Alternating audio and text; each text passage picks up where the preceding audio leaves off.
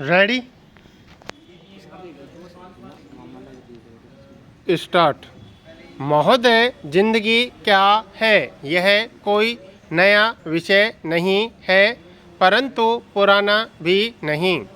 जीवन की समस्त परिभाषाएं दी गईं, जैसे कि जीवन संघर्ष है, जुआ है, खेल है इत्यादि। वास्तव में ये सारी परिभाषाएं व्यक्तिगत अनुभव के आधार पर दी गई हैं। परिभाषित किया जा सकता है क्योंकि जीवन इतना छोटा नहीं है और हर व्यक्ति का जीवन अपना एक अलग अस्तित्व रखता है, जिसमें उसकी अपनी अनुभव की छाप होती है। जीवन पैदा होने से लेकर मृत्यु के बाद तक के संस्कारों सहित किए गए या घटित हुए सभी क्रियाकलापों का नाम है, जहाँ सुख दुख, प्यार नफरत, कर्तव्य अच्छा बुरा, हंसना रोना आदि सभी कुछ जुड़ा होता है। जीवन जीने के तरीके भी सबके अलग अलग हैं, जहाँ असंख्य लोग पैदा होने से लेकर मरने तक रहते हैं और मरने के पश्चात अधिकतर लोगों का तो कोई अस्तित्व ही नहीं रह जाता, जबकि वहीं कुछ लोग अपने को मील का पत्थर बना जाते हैं। एक जीते हुए अंत में अस्तित्वहीन हो जाते हैं, दूसरे अपने मरने के बाद भी युग युगांतर तक अपनी छाप छोड़ जाते हैं। तो क्या दोनों का जीवन एक सा कहेंगे? नहीं तो आखिर क्यों दोनों पैदा तो एक ही तरह हुए और प्राण निकलने से ही मृत घोषित हुए? वास्तव में जीवन की परिभाषा इतनी महत्वपूर्ण नहीं है जितना कि उसके जीने के ढंग। व्यक्ति के जीने का ढंग ही उसके जीने की परिभाषा है। विषय कितना भी व्यापक क्यों न उसे वर्गों में बांटकर उस पर विचार करें तो निष्कर्ष पर पहुंचना सरल हो जाता है। हर मनुष्य अपने ढंग से जीवन व्यतीत करता है और यही ढंग उसके जीवन को परिभाषित करता है।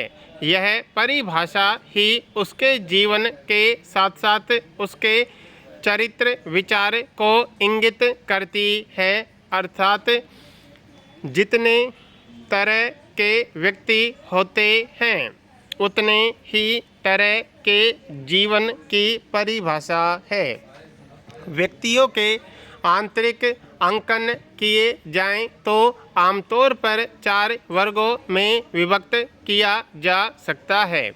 समाज में सबसे अधिक स्वार्थी प्रवृत्ति के लोग ज़्यादातर पाए जाते हैं, अतः इसे वर्गों के प्रथम वर्ग में ही रखें तो कोई हानि नहीं।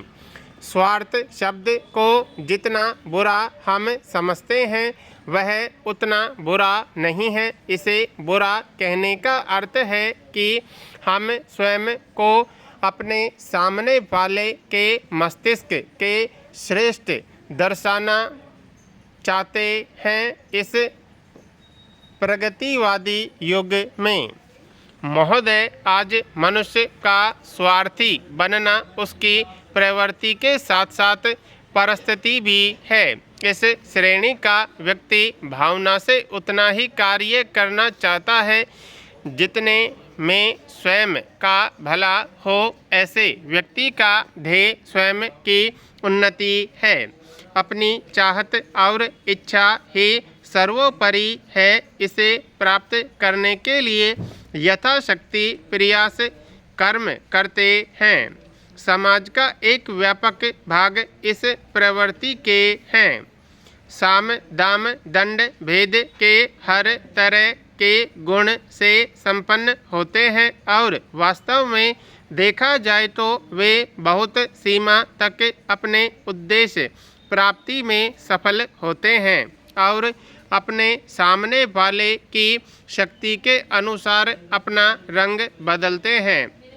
यह मनुष्य दिल से बहुत कम और मस्तिष्क से ही जीते हैं। ऐसे लोग सिर्फ समाज के साथ साथ अपनी प्रवृत्ति का प्रयोग अपने परिवार नाते रिश्तेदारों में भी करते हैं। यहाँ तक कि पति पत्नी माता पिता अपनी संतान से भी करते हैं। जमीन जायदाद विवाह आदि के मामले में यह आम रूप से देखे जाते हैं। उचित अनुचित का ख्याल इनके दिमाग में तो आता है, परंतु वे उसकी भी उपेक्षा कर देते हैं। ये लोग जीवन को अपने स्वार्थी के अनुकूल परिभाषित करते हैं। कहीं मीठे बोलना तो कहीं खट्टा, कहीं लड़कर तो कहीं पैरों पर गिर कर अपना कार्य कर ही लेते हैं। इनके लिए जीवन जुआ है। दूसरे वर्ग में इनके बराबर मगर कुछ कम संख्या में विद्यमान हैं वे हैं दुष्ट प्रवृत्ति के लोग, जिन्हें अपना स्वार्थ तो पूरा करना ही है, साथ ही दूसरों की हानि करना है। कई एक मामले में यहाँ तक कि सिर्फ दूसरों की हानि ही करना, जिसमें इनसे कोई वास्ता ही नहीं। ऐसे लोगों के संपर्क समाज के बड़े लोगों से, बदमाशों से बहुत ही घनिष्ठ होते हैं। एक गुण इनका इतना प्रशंसनीय होता है कि जिसे हर वर्ग को सबक लेनी चाहिए, वह है संगठन बनाने का गुण। दूसरों को सताना, अत्याचार करना इनके रंगों में होता है। ऐसे लोग हृदय विहीन व पूर्णतया से जीते हैं।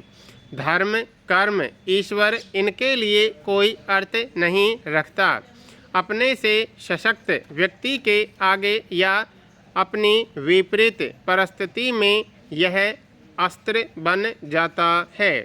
हर एक समाज धार्मिक राजनीतिक कार्यकलाप में यह बढ़ चढ़ कर हिस्सा लेते नजर आते हैं। इनके लिए कोई कार्य असंभव नहीं है। समाज इनके सामने झुका रहता है।